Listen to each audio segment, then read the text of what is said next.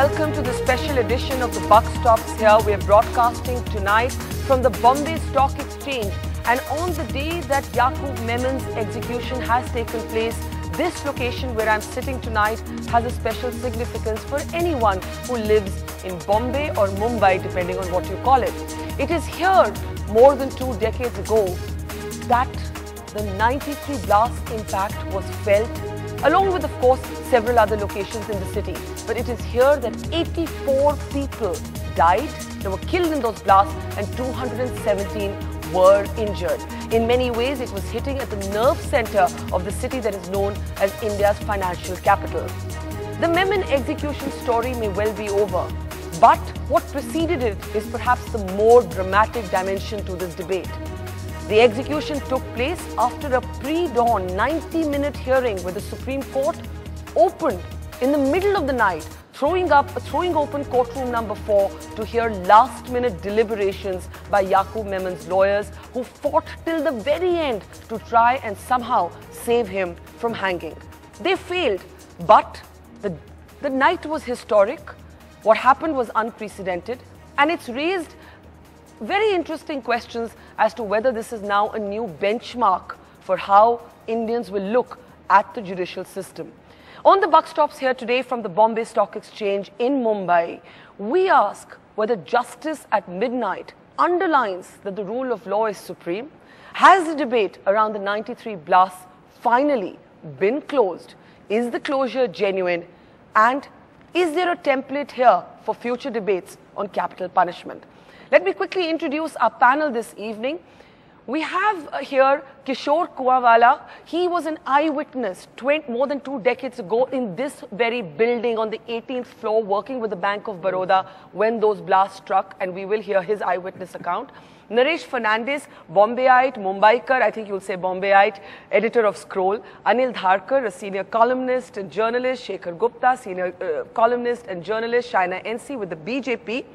We also have Farhana Shah, a very interesting character for those of us who followed this case. She has represented several of those who were accused in the 93 blasts. Hitesh Jain, senior lawyer, member of the BJP, also at one point defended Sanjay Dutt.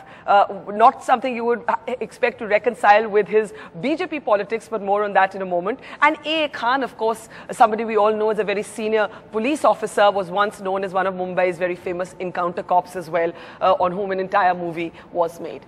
I will start with you, Naresh. I'll start with you. Is the debate closed? Or has the debate just been opened by what we saw happen in the dead of night, when some of us were awake, trying to track what was happening in courtroom number 4 in Delhi in the Supreme Court? What was the message in the Supreme Court till 5 a.m. deliberating on what for some was an open and shut case? What's the big takeaway from that dramatic night after which Memon was executed? Well, the big takeaway is that perhaps the Supreme Court will listen, but perhaps a few things could have been done differently. It was the same judges who heard the petition again. The Chief Justice did not hear the petition himself. Yes. Perhaps all of this would have made a difference to weighing the arguments in a different way. But no, the debate's not shut, because when the Shiv Sena and the BJP came to power in Maharashtra in 1995, they changed the terms of the Sri Krishna Commission to include not just the riots but the bomb blasts. Just for people who live outside Maharashtra, the Sri Krishna Commission set up to look into who was behind the riots that killed more than 1,000 people in the violence preceding the 93 blasts, in which 257 people were killed. Perhaps 900, perhaps is closer to the number, but okay. The Shiv Sena and the BJP defined this as one process, but the state has prosecuted only one part of the process. And so, while you have 100 people convicted for the bomb blast, we have 3 convictions for the riots that preceded them. And so, until the whole process is looked at afresh, I don't think there will be... But is it either or? Should we be cherry picking? The argument has also been made, for example, by lawyers like Mahesh Jethmalani, that rioters cannot be compared to terrorists, that terrorism comes with a conspiracy, it comes with a plan, that riots are often mobs, they're not distinguished by individuals and so on. Quick response, then I want to take it to Shaina. I don't think the Bombay riots were definitely defined by a conspiracy.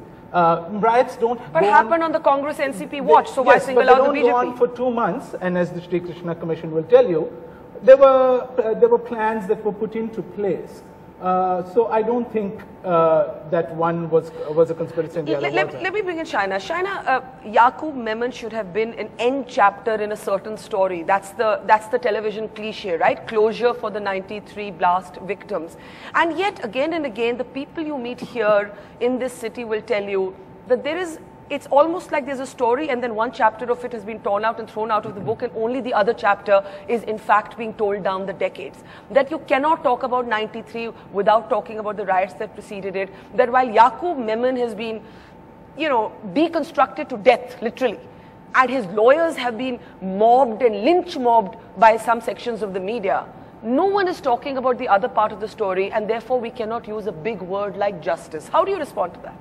I think we need to see this in perspective. 1993, 22 years down, we're discussing Yakub Memon, whether his role was that of a terrorist, conspirator, part of executing what the masterminds, Tiger Memon and Dawood Ibrahim were doing.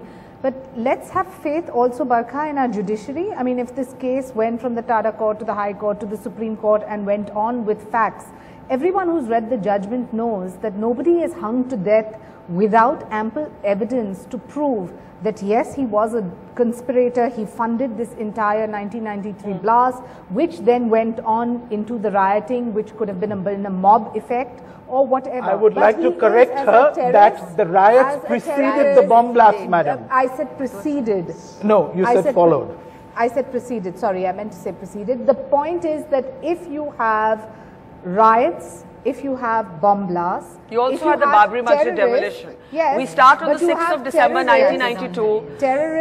Terrorists who need to, as a government, what are we trying to do? There has to be a message to the international community and to terrorists per se that either being a conspirator or a mastermind or having any role in such a heinous act where you have 300 victims' families just waiting for justice. See, I think what troubles me in what both of you have said, and I want to bring in Shekhar here, that it's almost as if we have to choose sides in this narrative. We have to either speak for the victims of the 93 blast or we have to speak for the riots. We can speak for both. But Shekhar, you have said that this to you, the Yakub Memon debate, was the wrong cause for India's liberals to attach themselves to.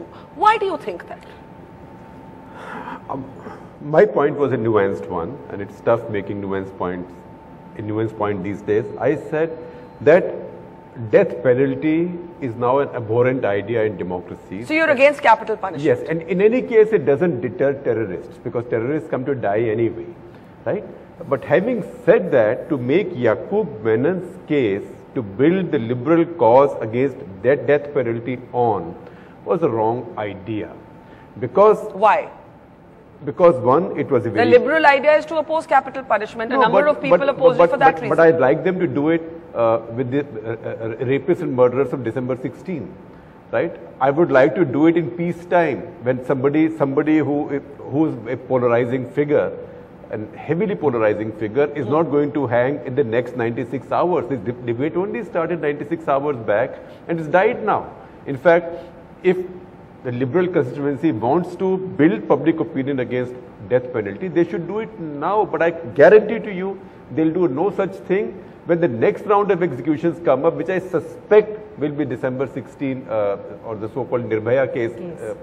Rapist. So you're saying there's a cherry picking even in the liberal angst? You're saying there's a cherry picking in the liberal angst? Cherry picking for prime time.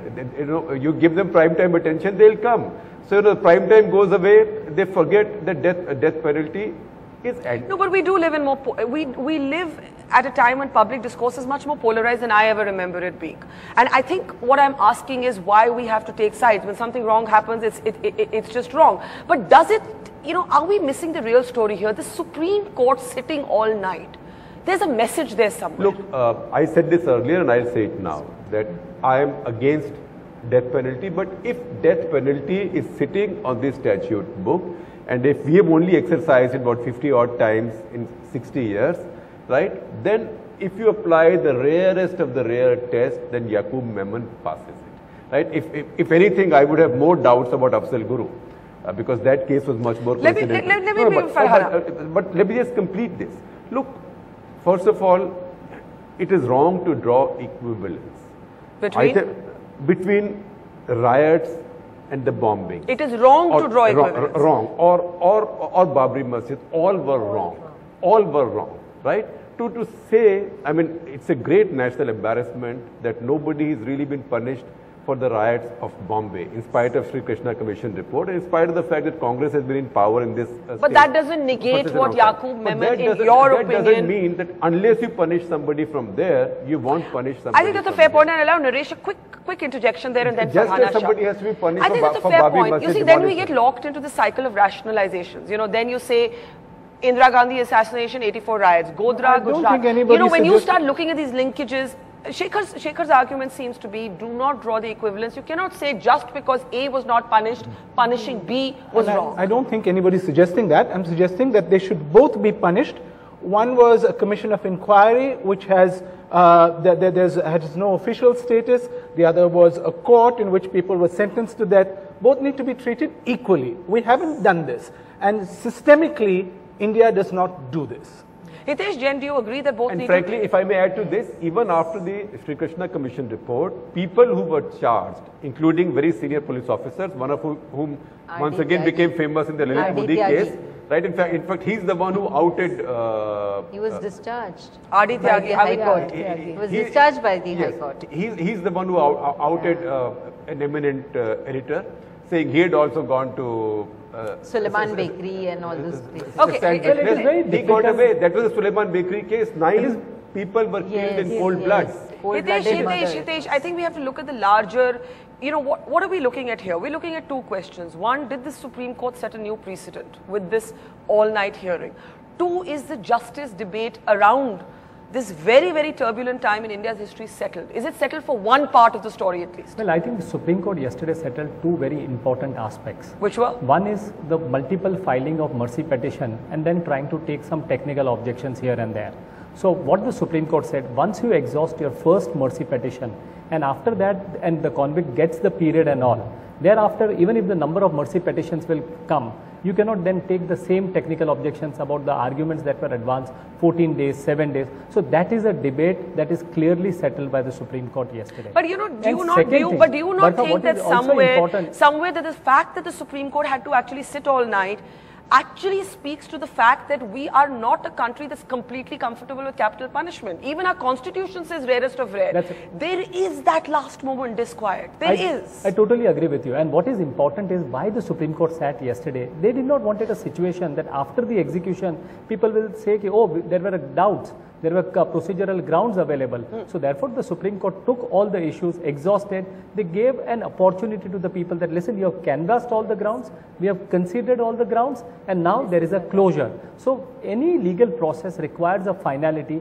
and yesterday the Supreme Court affirmed the finality. So you have to see at one, the judiciary was always criticized that it was slow in acting, it never decides, it keeps some issues hanging. So we have to, in the last 3 days, the way the Supreme Court has reacted to the whole and come across, I think we should... Farhana, do you agree? Do you also agree as a senior lawyer that the judiciary in a sense has shown that the rule of law is supreme, that the law has been fair, it's been just, that till the very end Yakub Memon was given access to legal recourse? Because you've been making the point again and again that there were far worse conspirators that, or you named one, who actually turned approver. And you've said if he can live a free life, Osman Khan, then why couldn't Yakub Memon? But surely that was the failing of his lawyers. Why blame the judicial system for that? No, I'm not blaming the judicial system for that. See, there is a difference between the approver and the accused, no doubt about it. Yakub Memon have not turned as an approver, that is also a fact. Usman Jan Khan, now why he turned as an approver, that is a big question mark. Because he was also given some promise that he will be set free. That is one of the criteria which is always led. And this policy is always adopted by a prosecutor in order to bring other culprits to the book and to see that they are found guilty and they are punished. You can't volunteer. one person always is made a target and he is made as an approver. About Yakub cooperating in the investigation, he splitting the bins. If you will read the judgment carefully, it is Usman Khan who gave all the details. He was the first approval, he provided the details, and thereafter, first or second, whatever, but he was a very key factor. But you know, Yakub Memon is now dead. I think it's no point, we've been debating whether he should have lived or been executed now for many days. I think that debate is now in a sense meaningless. Yes. I think the deeper debates are what statement we have made about our legal system, about our principles of fairness, about our democracy. Farhana, what do you think about that? I do appreciate how the Honorable Supreme Court has given all the access to the lawyers and have till the last moment, you know, this was very unusual because we have never heard before that the Honorable Supreme Court has taken seat and after 12 o'clock in the midnight. Usually in magistrate court we always have after 10 o'clock also people go and approach the magistrates and there, you know, they seek bail or anticipatory bail. Yeah. Such things are always seen in the magistrate court and all. Even in the High Court also, at certain point of time, out of way, the holiday court comes into picture and all these things are. But the Honorable Supreme Court, definitely it was very unusual that this has happened. No doubt about it. There's a message in it somewhere. Yeah. The message is that justice should not only be done, but it should seem to have been done. And that was done in this case. They gave, they gave the accused all the chance to prove his point, which was not there. As you said, if he had turned approver, it was an entirely different matter. And as a police officer, where do you weigh in on the notion of justice having been served, not in the individual's case, but this time period, this turbulent time of Mumbai that we speak about, you know, sitting at a place which actually was a target? My stand on capital punishment is, it's a very effective deterrent. Effective deterrent. It is a very effective deterrent. Today Shashi Tharoor has argued exactly the opposite, saying that there is no... everyone murderer and all that. No, sorry? We ourselves, something like that he has said, I read something. No. He has said that when the state executes, it brings itself down to the level of terrorists and murderers. I don't agree with that. There's got to be some deterrent for the terrorists. There's got to be some deterrent for the rapists, the kind who are seen in Delhi. Now, how do you deter them? You pat them on the back and say, beta, dusri baar nahi karna. You can keep them in jail for the rest of their lives. How means you can keep them in jail for the rest of their lives. And what example will you give to the terrorists world over that are watching this? And then you will have the Kandahar kind episodes. If you keep them, then there will be hostage issues also. You're saying keeping them, so let's just kill them all. No, it is not everywhere. We are not killing everybody. Out of 1,300 people who were convicted, only 4 people have been executed. So it is not just rarest of rare case, but rare of rarest case. Anil Dharkar. Would have been Kishore Saab, Anil Dharkar. This argument has been well settled all over the world that the death penalty is not a deterrent. If it was a deterrent, when the death penalty was there all over the world, there would be no murders, there would be no acts of violence of that kind. It has been proven and been shown that when people are determined to kill someone, they will do it. They do not think of the consequences. When it's a hot-blooded killing, of course, no one thinks about the consequences. But even when it's a cold-blooded one, people do not think of the consequences. As Shekhar said, a terrorist is going to be a martyr.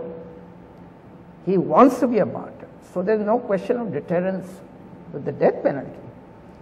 And what has been shown... Sorry, Ekhan? No, I don't think the terrorists in this case wanted to be martyrs. Most of them were hiding in Pakistan. If they wanted to be martyrs, they would have been here. They left it to the planters, the illiterate planters, and they thought let them go to the gallows and we will sit in Pakistan. All over the world, the scapegoats. All over the world has been shown that the people who are given the death penalty, a majority of them are illiterate, are poor, and because the rich and the well-off always manage to get away. Frankly, Yakub Memon defied that stereotype. Yeah, he defied the stereotype. Rich, he was well-off, he was articulate, he spoke English. But generally, if we are talking in general of the death penalty itself, this is the case. Look, what's a deterrent? The deterrent is a good, effective and fair investigative system, and effective, efficient and quick justice system. So the answer to having a 25-year judicial process can't be to... Okay, I'll make your point because I have the victims of the 93 blasts waiting to speak. I think very, very important point which Naresh started, that justice in our country, you know, we are talking of how good our judicial system is, etc. But our justice in our country is selective. And this has been proven in this case. Why has it been proven in this case? Hasn't the opposite been proven with the Supreme Court sitting at 5 in the morning? How many other convicts would they have done that for is also the question some of the blast victims have raised today. So I'm raising it. And it is selective. Why is it selective? Not because the judiciary is choosing who to sentence, etc. Okay.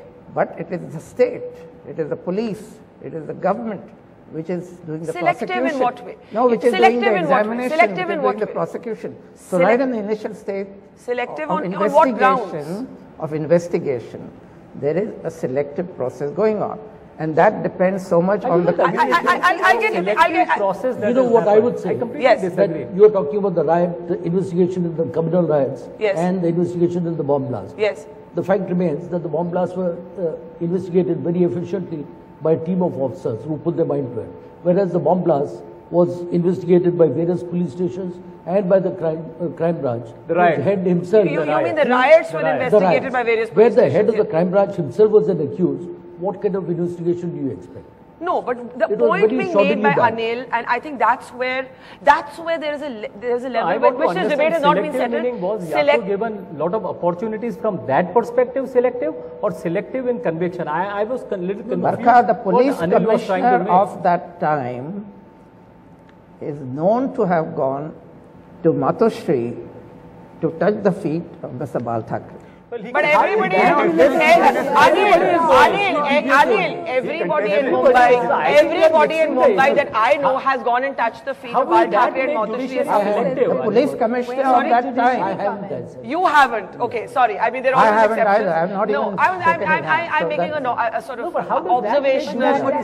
We are deviating from the point. We are deviating. Look, Barkha, if I can just come in, I think first of all, having belatedly read the judgment on Yakub Memon, having followed this case in 1993, from a week on after the bombings, along with Masir Rahman, who's been on many of these panels. He and I wrote the first big joint story in India today. In fact, I found its story today. Having followed it to that extent and now having gone back on the background, I have no iota of doubt, I have zero doubt that Yakub Memon was guilty as charged. Number two, having some knowledge of this business. No one is disputing. No. But I don't think I'm not saying that. I'm just making a point. But many others are disputing it. Second, Masir Rahman, for example, disputes it. Who reported with you? He disputes it. Yes. And Farhana disputes it. I mean, Farhana says that his role was. Farhana is lawyer, so I'm disagreeing with that. But the second thing is this whole new mythology that got retrospectively, that was sought to be built over the past 5 days, that he collaborated, is a load of nonsense. He never collaborated. You mean cooperated with investigative agencies? Not cooperative. See, any accused, these guys catch any accused, in half an hour he starts cooperating. But when a CBI officer like Shantanu Sen says we cultivated yes, but that's their job. This is the language every officer that's their job. That's their job. That is the investigator's job. That happens every day. I would think you were trying for a moment of glory. Who was trying for a moment? Barkha, to complete this point, that was not the point being made. The mythology that was being set up is that he came into India as part of some deal that was set up, and then India let him down. There was no deal, nothing was set up. He should have turned an approval. Yes, nothing happened. This was one, I'm sorry, but one raw officer with no courage of conviction, B. Raman, who wrote something. He was alive when I think we must love Farhana. But we have to make this point. He was alive when the Supreme Court confirmed the death sentence. He should have spoken out then. Farhana, you have been talking also about this deal. As I keep saying, the man is dead. In a sense, now this is academic because he's dead. Yes, but we cannot get him back. But the debate around him and what it symbolizes continues. And Shekhar is saying that it's actually a load of bullshit to say that he cooperated or collaborated with investigative agencies, helping them nail the ISI and so on.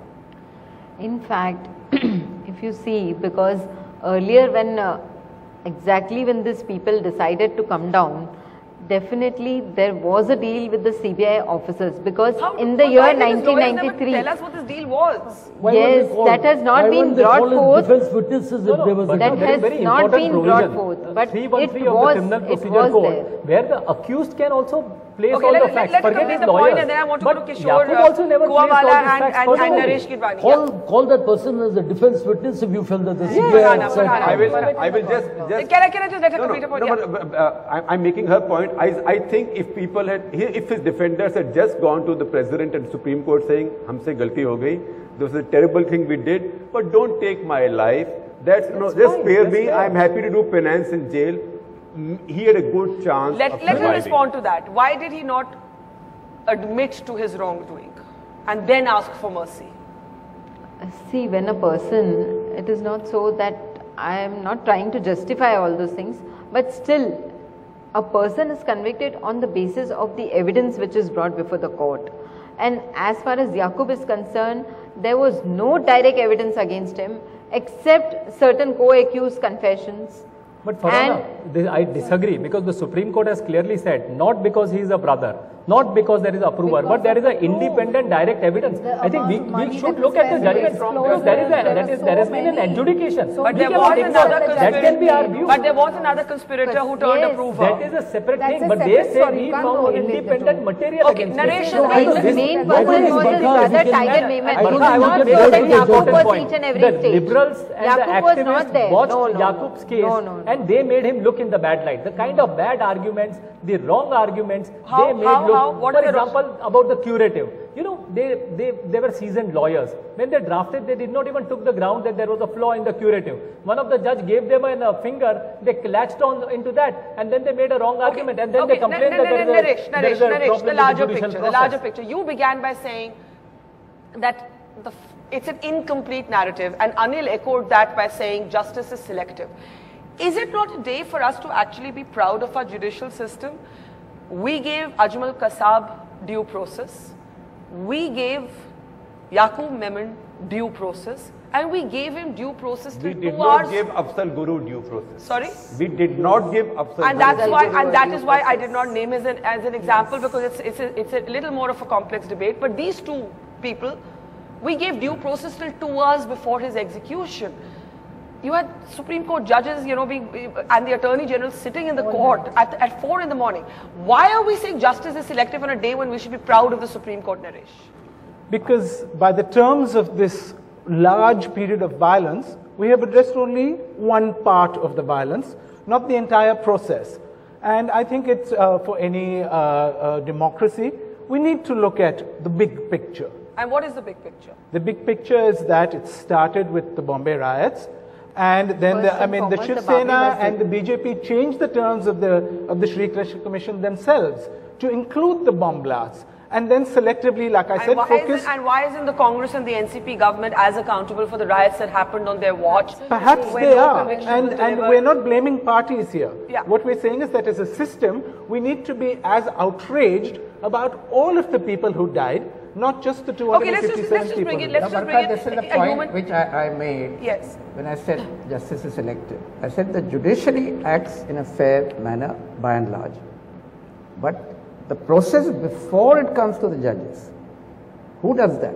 The investigation and I carried will by the explore that police in a moment, but- under the directions of the government. Can we just get it? Can we just Under the direction of the government. Can Political ideas come into it, ideologies come into it, and this kills justice. Can we just get I in? told you whether the starting was Khansa, 1 minute. I just want to get in Naresh Gidwani and Kishore Kuwawala, because one of the interesting debates that has come up today is Member of Parliament Shashi Tharoor, taunted by the way by Arun Jaitley for making that comment, Shaina, saying that he believes that when the state executes, it reduces the state to the level of terrorists and murderers. But the victims that I have been speaking to of the 93 blasts have found this argument offensive, and they have said that you haven't suffered, so you can speak like this. I just want to bring in Naresh Gidwani. I know, Khansa, once again, Naresh Gidwani will be able to hear him in a moment. Naresh Gidwani partially lost his eyesight.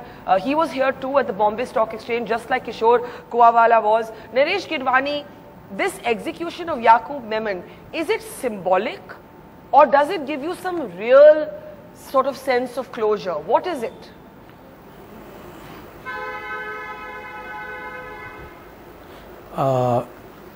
First thing, I would like to make it clear that I have not partially lost my sight but completely lost it.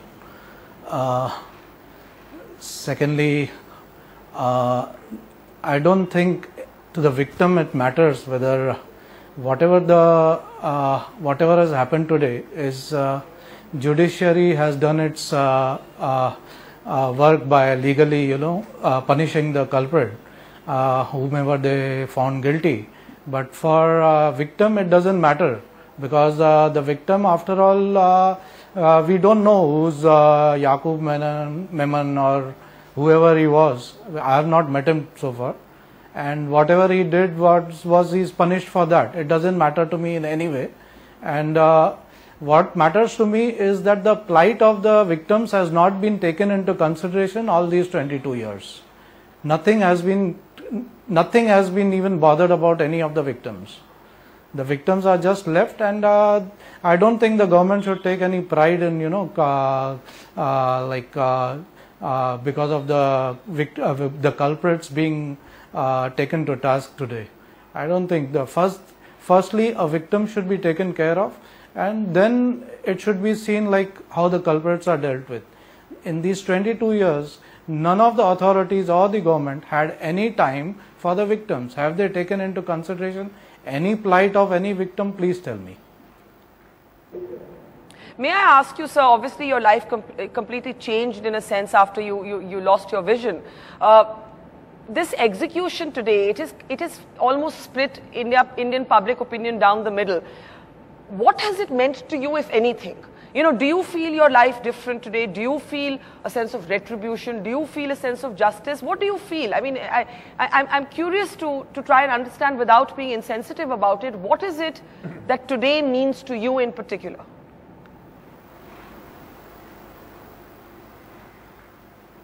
See, I don't feel any kind of justice done to me. It may be justice done to the system by, convicting the culprits and all. But to a victim, I don't think any justice is done, because after a person is wounded, he needs to be healed. He doesn't need to be he doesn't need revenge. We don't need revenge from anybody. From a victim's point of view, I don't think there is any justice done. But it's okay. The law has taken whatever the necessary steps were, and whoever was found guilty has been, taken to task. That's all.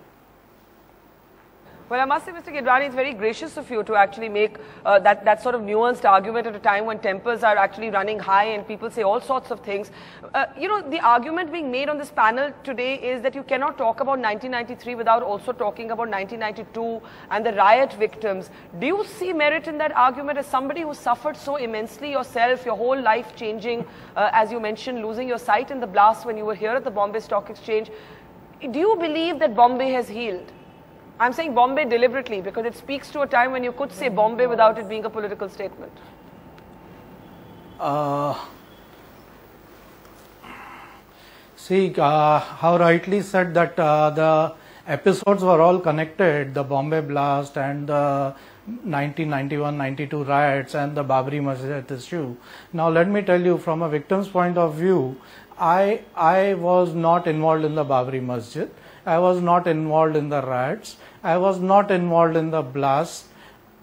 But I have been punished. And this punishment, I have to live up with it lifelong. So I don't think in any case Bombay has, the wounds have been, taken care of. The victims that are punished, they will be punished lifelong. We have to face this handicap that I'm going through. And all the victims, I believe, whoever are the survivors, the dead are gone. It's good for them, they are gone. But the survivors who are handicapped and who've lost a lot in this bomb blast, they are punished, and they will be punished lifelong. They have to suffer for whatever, they do not know for what. Yes. Kishore Kuawala, you were right here. आप यहीं थे. आपने नरेश जी की बात सुनी. वो कहते हैं कि भाई जस्टिस सिस्टम में हुआ, मेरी जिंदगी नहीं बदली, आपकी जिंदगी बदली. क्या आज आप भी यहाँ थे? इस एग्जीक्यूशन से, क्योंकि एक तरह से ये कैपिटल पनिशमेंट के बारे में भी डिबेट बन जाती है सर। तो मेरा कहना यही है कि जिनकी जिंदगी गई है, जो डिसेबल हुए हैं, उनका कोई दोष था, चाहे वो बॉम्ब ब्लास्ट हो, चाहे वो रायट हो, चाहे वो बाबरी मस्जिद हो, तो उनका तो कोई दोष नहीं था। कितने लोग यहाँ पर स्टॉक एक्सचेंज पे ऊपर धंधा करते थे, यहाँ बैरिकेड लग गए, उनके धंधे बंद हो गए, उनकी लाइफ कैसे हो गई, उनके परिवार की लाइफ कैसे हो गई। जो लोग डिसेबल हो गए, हैंडीकैप हो गए, जिस तरह तिवारी जी हुआ है, तो उनकी लाइफ के बारे में, उनके परिवार के बारे में किसी ने सोचा है? हम जब सोचते हैं कि 22 साल के बाद में कुछ होता है तो उनके बारे में चर्चा होती है, लेकिन इनके बारे में जो 84 लोग यहां पर गुजर गए, 250 इंजर्ड हुए, उनके बारे में किसी ने कब सोचा है? यहां पर बैरिकेड होने के वजह से जो यूजुअल आदमी आते थे, नॉर्मल आदमी आते थे, आज वो आ नहीं सकते, उनके पास आई कार्ड नहीं है। अगर उसे काम है तो वो नाके पे ही बंद कर दिया जाता है। आज हर बिल्डिंग में सिस्टम हो गई, कितना खर्चा बढ़ गया। आज हर हमारे व्यक्ति को फॉरेन कंट्री में जाते हैं, लोग तस्वीर से देखते हैं, उनकी भरपाई कौन करेगा? और बॉम्ब ब्लास्ट जैसे चीजें हमने आज जिंदगी में देखी नहीं थी, हमने अगर देखी है, और उसका जो माजरा था, लोगों के चेहरे के ऊपर फियर था, साइको फियर था, जो डर था, कुछ दिन तो वो डर इतना था कि वो ऑफिस से जल्दी छूट के घर पे चले। अच्छा, जब आप ये सुनते हैं कि कुछ लोग कहते हैं कि फांसी किसी को नहीं लगनी चाहिए, बेशक जेल में रखिए पूरी जिंदगी, नहीं, क्यों नहीं लगनी चाहिए? इतनी सारी जिंदगी गई तो क्यों नहीं लगनी चाहिए? गिडवानी साहब, व्हाट वुड यू से? जब आप ये एक टेररिस्ट एक्ट करते हैं तो किसी की जिंदगी लेने के लिए आप करते हैं। जब आप किसी की जिंदगी ले रहे हैं तो आपको क्या हक है? मिस्टर गिडवानी, अगर आपने किसी की जिंदगी, मैंने आपकी बात सुनी mister Gidwani. People,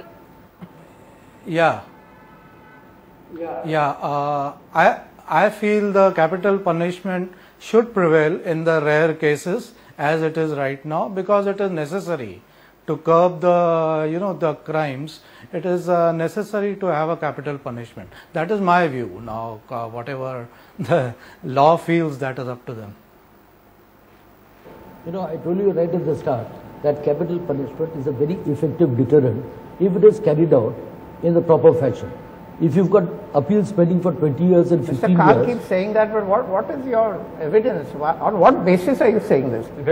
Because everywhere in the world, that's precisely what I'm trying to tell you. If it was carried out at the proper time, it would be a deterrent. In most democracies, capital punishment has been abolished. But then let's look at the country where the capital punishment is abolished. Does that mean that the crime has also been abolished? So this debate I think first of all, Mr. Khan, facts actually point to the contrary. Facts, the countries that carry out the most executions are the biggest victims of terrorism. Themselves. China carries out massive amount of executions. In the last 7 years, China has lost more China has lost more citizens to Islamic terrorism than India. When you pick up the Nirbhaya or the gang rape example, it is true that even many liberals would be ambivalent. That's because those guys look like usual suspects. In fact, what is my argument with the whole Arushi debate? If in Arushi debate the same facts had come out, but the servants had actually been convicted, there would have been no Kolaveri. Right now, nice guys have been convicted, and servants, particularly Nepali servants, look like the usual suspects. If you had tangoed them, nobody would have bothered. Okay, Shine, I want to come back to this overarching theme that some of our panelists are making, the selective nature of justice. And I think Naresh Gidwani... Selective nature of activism as well. Selective nature of activism is something I will put to them. But the fact that there's a perception that the victims in this case are actually saying that the justice may have taken place in the abstraction called the legal system, but my grief is invisible. My grief doesn't have a voice. To which Naresh will say that the victims of the riots would also feel that. Yeah. Where is my grief? It doesn't have a voice. I just want to make 2 points. One is that when the Supreme Court has finally given a verdict, who are you and me to absolve someone of the crime or to suggest that somebody should have been hung or not? Not one person has absolved. No, the kind of public opinion and this activism where you had people in all political parties writing pleas, suggesting that he should not be hung. The point is that when somebody is hung, you say that this government is against a particular community, etc., which is factually untrue. Previous government had two Muslims. That's exactly. The judiciary has come up with a verdict based on the facts of the case.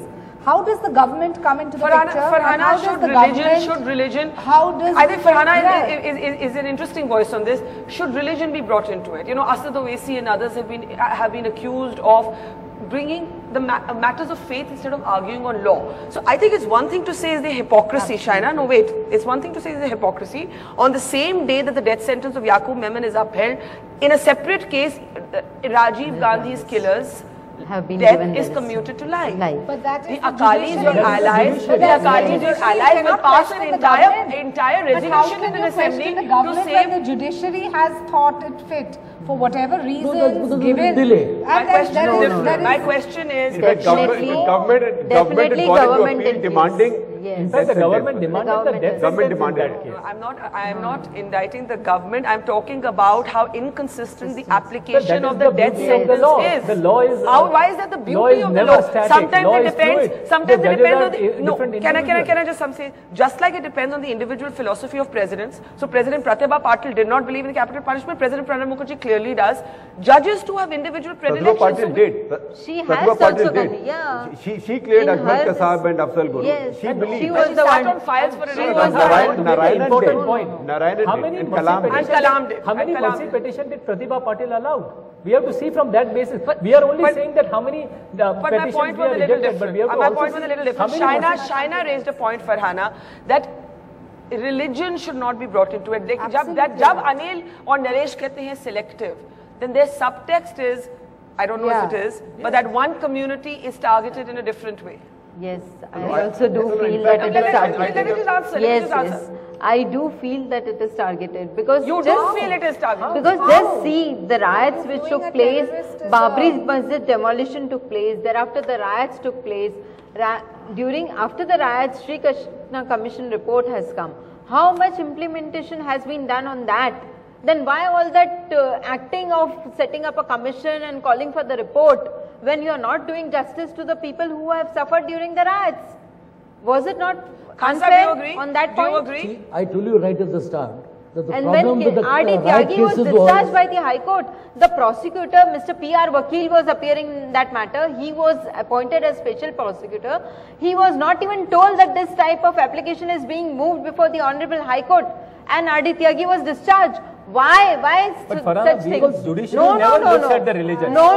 Farhana, we are forgetting the fact that why this thing is I am not correct? Is I am correct? Yes. Religion comes in, and I would say instead of this example, take another example, which is a current example. Why are Rajwana and Bhullar not being hanged? Because they are Sikhs. Because the Sikh party is in power in Punjab. Hang on. They are getting the benefit of delay in the execution of death sentence for whatever be the reason. And that Sikh party is an ally of the BJP. No, but the difference is the point of law. What about the difference is the point of law. I just want to clarify this for our viewers because we don't want to mislead them. The difference is the point of law that if there is a delay in deciding a mercy petition, then that becomes a case for clemency, and the government did ask for death. This government asked for death in the case of Rajiv's killers, but Khan Sahib, does religion come into it? That's the elephant in the room, right? Some people say it does, some people say how abhorrent to look at law through that prism. Very frankly, religion did come into play during the investigation of the communal riot cases. They were shoddily investigated because the officers were biased. And the entire investigation was being carried out by the crime branch. The head of the crime branch himself was the problem, not the judiciary problem. And I don't know why you never get to the judiciary, because that's not the argument any of us are making. We are suggesting that the system is prosecuting people. We are saying that the judiciary gave maximum scope to the accused. During the Bombay riots made tapes of the police communications in which ordinary police constables were referring to Muslims by very derogatory terms. And it was clear that there was bias was rampant in the system. But is it fair, if you want to frame a debate around hypocrisy, I think that's a very legitimate argument. But is it fair to bring religion into the Yakub Memon conversation? No, I wouldn't. You don't think so? I would say. Naresh? I mean, let's look at the big picture. Let's look at the Gujarat riots, for instance. The Godhra train, everybody was prosecuted there. In the riots, people had to move cases. Maximum convictions have come in the Gujarat riots case. You cannot ignore the fact. Maximum, in the best bakery case, Bilkis Banu case, maximum convictions have come in the Gujarat riot case. Naresh, maximum convictions have come in the Gujarat riot case. There is no doubt about it. Look at the statistics. I would like to intervene in the Gujarat killings, not riots, Gujarat killings, Gujarat carnage. All the cases, the 65 cases done by the Citizens of Justice of Peace, of which I am a trustee. And I'm not going to discuss that case right now in the court. The state government has not prosecuted anybody. The 126 people who have been convicted have been done because CJP brought the cases. And this is the broad point that we are making, that who does the investigation. But CJP also bought excess of cases also. CJP cannot take the credit alone. There were FIRs lodged, the people were there. Yes, certain facts, Supreme Court also intervened at the behest of CJP. That is also a correct fact. But CJP cannot take the credit alone. Okay. The facts are very clear. What is the broader argument? We're not discussing right now. Now we are also talking the language of revenge. That now that Yakub is killed, now we are talking I about want you to respond. Anil, come in on what Shekhar said, that if the system is selective, so is the activism. I think that's something we need to just at least comment on. The broader argument is, take 1984, take these Mumbai riots, take Gujarat, okay. Does not the state have an important role to play to bring people to justice? The judicial system comes in only at the end when the case is presented to them.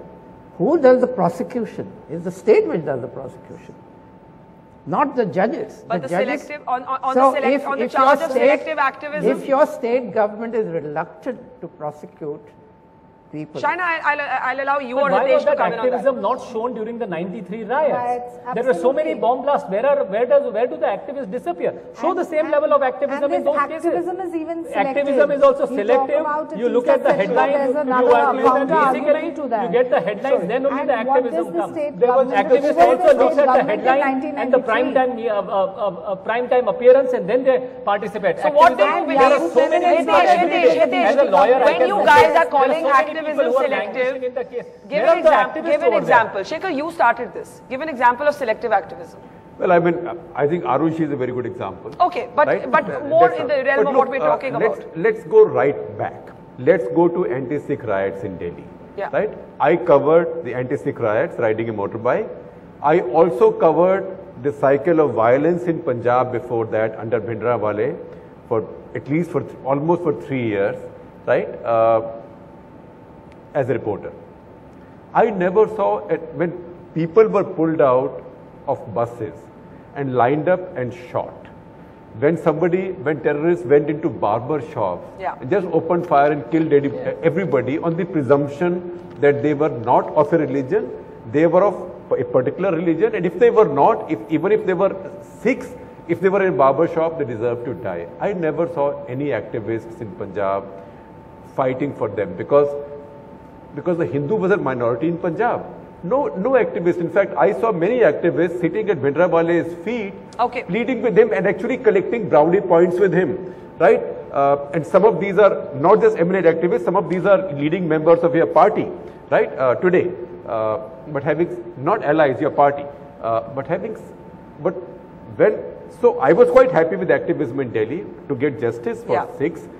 And I'm not drawing an equivalence, but all I'm making is point of fact that activism is selective. In fact, I will tell you, in Punjab, the only activists who stuck their necks out were the communists. They were CPI and CPM. In fact, they even picked up arms and fought to protect tiny minorities. I'm running out of time, so I'll allow everybody just 15 seconds as closing remarks, and we'll give the last word to Mr. Gidwani. Naresh, I'll start with you. I think this is time to re-examine the notion of the death penalty, of capital punishment.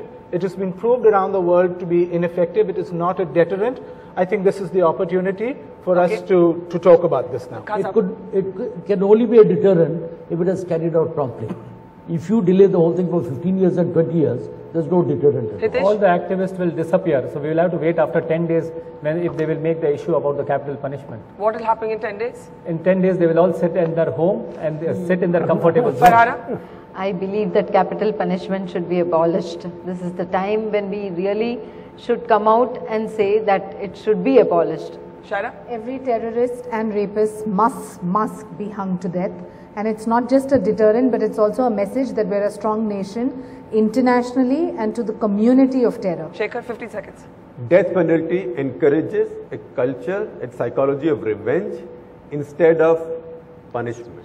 And in fact, if you see people who bombed the World Trade Center in America, nobody was given a death penalty 170 years, 300 years, 200 years. They'll spend their life quickly. The death penalty should definitely be abolished, and justice should be fair to everyone.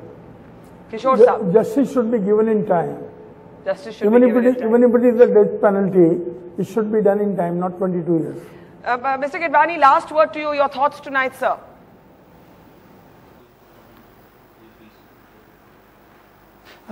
This is a humble request I would like to make to the people of my country. Don't think about your religion. Think above your religion. Don't come to a point where you have to be hanged. At the end of the day, we have to make a peaceful country for our children, for our future, not for us. Well, I think I find the absence of cynicism in you after what you've experienced truly remarkable, and I think we can learn a lot from you. It's extraordinary to hear with what measure you have spoken on the program today. We will leave it there. I think that this is an opportunity perhaps to have a more honest debate around capital punishment. Are there alternatives to it that still indicate and underline a strong state that can deliver justice without capital punishment? Perhaps the Supreme Court's midnight to 5 a.m. sitting can bring the focus back on that, because otherwise, every time a death sentence is now handed down, the judiciary and the Chief Justice can expect a midnight knock on the door. We leave it there. Thank you very much for joining us on the Buck Stops.